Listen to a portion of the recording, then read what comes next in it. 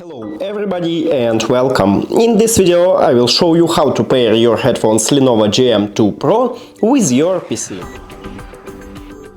You have to start by click on the Windows button on your keyboard and write Bluetooth.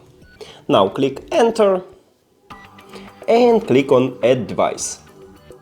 Bluetooth. Now open the charging case of your headphones. And it should enter to pairing mode automatically, so we should see it on the list.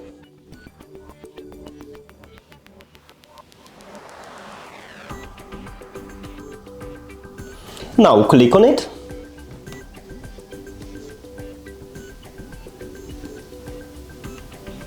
And then click Done.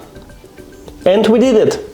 Thank you for watching this video. If you found it helpful, please consider subscribing to the channel and leave the like on the video. It's really important to us. See you later!